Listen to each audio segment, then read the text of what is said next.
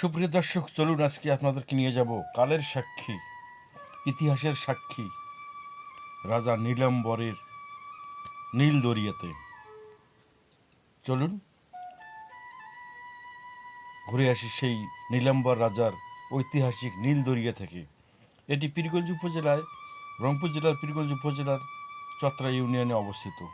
এখানে আসতে গেলে পীরগঞ্জ থেকে পশ্চিমে 10 কিলোমিটার আসতে হবে এবং আসা যাওয়ার জন্য বেশ যাতায়াতের সুব্যবস্থা রয়েছে। আপনারা অনায়াসে সেই ঐতিহাসিক রাজা নীলাম্বরের নীল দরিয়ে ঘুরে যেতে পারেন। এটি একটি পর্যটন কেন্দ্র হিসেবে গড়ে উঠেছে।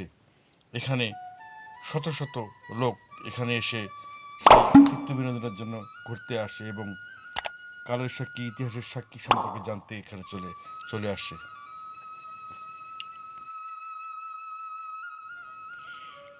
রংপুরের পীরগঞ্জ উপজেলার চত্রা ইউনিয়নের কালের সাক্ষী হয়ে দাঁড়িয়ে আছে এই বিস্তৃত প্রায় ইতিহাস রাজা নীলাম্বর দেবের এক সময়কার রাজকীয় রাজধানী, যা নীলদরিয়া নামে পরিচিত, যা আজ নীলদরিয়া নামেই পরিচিত। একদম উত্তর জনপদের প্রভাবশালী রাজা নীলাম্বরের রাজবংশের শেষ স্মৃতিচিহ্ন এটি। আজ যে জলাশয়কে নীল দরিয়া নামে চেনে সবাই, তা একসময় ছিল সেই দুর্ভেদ্য রাজধানী প্রতিরক্ষামূলক পরিখা। অতল গভীরতার আড়ালে রাজকীয় স্থাপত্য কথিত আছে। রাজা নীলাম্বর প্রায় 54 একর জমির উপর তার রাজধানী গড়ে তুলেছিলেন। বহিরাক্রমণ থেকে রাজধানীকে সুরক্ষিত রাখতে এই চারপাশে খনন করা হয়েছিল প্রায় 80 হাত প্রস্থের এক গভীর পরিখার মাটি ব্যবহার করে রাজধানীর সীমানায় নির্মাণ করা হয়েছিল 14 হাত প্রস্থ ও 14 হাত উঁচু এক সুবিশাল প্রাচীর। এই প্রাচীর আর গভীর পরিখা ছিল নীলাম্বরের দূরদর্শিতারই প্রমাণ। তবে 1200 শতাব্দীর মাঝামাঝি সময় এক প্রলয়কর ভূমিকম্পে এই পরিখার উত্তর পূর্ব 8 অংশ ভরাট হয়ে যায়। অবশিষ্ট 3 ধরনের জলাশয় তার গভীরতার কারণে কালক্রমে এলাকাবাসীর কাছে নীল দরিয়া নামে পরিচিত লাভ করে। এই গভীর জলাশয়ের কারণেই পরিত্যক্ত রাজধানীর অধিকাংশ ভবন মাটির নিচে দেবে যায়, যা আজও এক রহস্যের আড়ালে।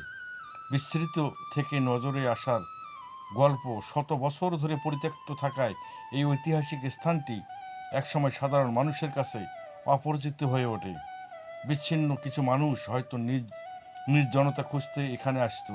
পরবর্তীতে বন বিভাগ এখানে বনায়ন করে, যা স্থানটিকে কিছুটা পরিচিতি এনে দেয়। একসময় এই বনায়ন বিক্রি করা হয়। এভাবেই ধীরে ধীরে বর্তমানে প্রজন্মের কাছে নীল দরিয়া আরও নজর কাড়ে, ইতিহাসের প্রতি তাদের আগ্রহ বাড়িয়ে তোলে। নীল দরিয়াকে ঘিরে নতুন করে আগ্রহ জন্মানোর পর থেকেই চত্রা থেকে নীল দরিয়া পর্যন্ত রাস্তা পাকা করার দাবি ওঠে। এই দাবি স্থানীয়দের দীর্ঘদিনের ভোগান্তির অবসান ঘটিয়েছে এবং নীল দরিয়ার প্রতি পর্যটকদের আকর্ষণ আরও বাড়িয়েছে।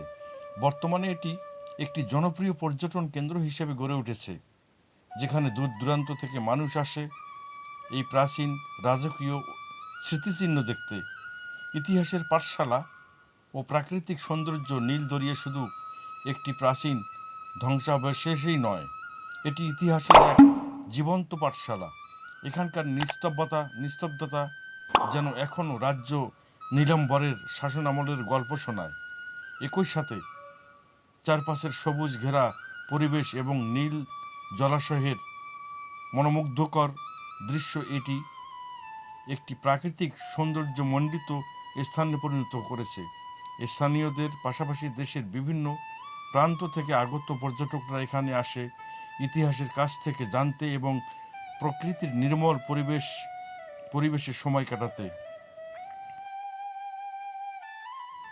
যাই হোক, প্রতিদিন নিত্য নতুন এই ধরনের আকর্ষণীয় ভিডিও পেতে এবং ইতিহাস সম্পর্কে জানতে হলে আমার এই চ্যানেলটি সাবস্ক্রাইব করুন এবং ভিডিওটি ভালো লাগলে অবশ্যই লাইক, কমেন্ট এবং শেয়ার করবেন, যাতে আপনাদের অন্যান্য বন্ধুরাও দেখতে পারে।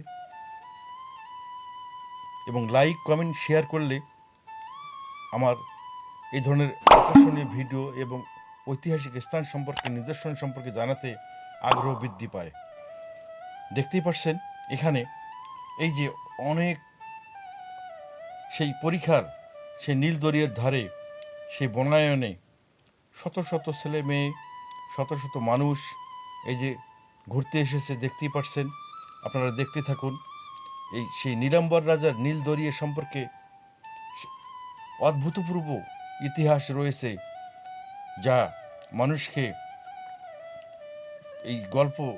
সেই গল্প মানুষকে শুনলে সে গা শিংড়ে উঠবে। এই রাজা নীলাম্বর সেই ঐতিহাসিক একটি নাম, এবং তার নামেই এখানে তার রাজ্য যে সময় রাজ্য শাসন করতেন, সেই সময় এই নীলাম্বর রাজার এইটিই ছিল রাজধানী। এবং সেই রাজ্যকে রক্ষার জন্য যে পরিখা নির্মাণ করেছিলেন, সেটি আজকে নীলাম্বর রাজার নীল দরিয়া নামে পরিচিত, সারা দেশব্যাপী বিস্তৃত হয়েছে। এবং এটি সম্পর্কে জানতে অসংখ্য পর্যটক এখানে চলে আসে। এবং সরকারিভাবে এখানে বিভিন্ন উদ্যোগ নেওয়া হয়েছে। সেই উদ্যোগের মাঝে নীলাম্বর রাজার নীল দরিয়া একটি পর্যটন কেন্দ্র হিসেবে সারা দেশব্যাপী নাম ছড়িয়ে পড়েছে। দেখতে পাচ্ছেন সেই নীল দরিয়ার চারপাশে দেখুন সবুজ বনায়ন, সেই নীল জলরাশি, সেই জলরাশিতে অসংখ্য পর্যটক নৌকা নিয়ে সেই নীল দরিয়া ভ্রমণ করেন, এবং মনের তৃপ্তি, অজানাকে জানার আগ্রহ সব মিলিয়ে এখানে চলে আসেন। যাই হোক, ভিডিওটি দীর্ঘক্ষণ দেখার জন্য আপনাকে অসংখ্য ধন্যবাদ। আবার দেখা হবে পরবর্তীতে একটি আকর্ষণীয় ভিডিও নিয়ে। সে পর্যন্ত ভালো থাকবেন।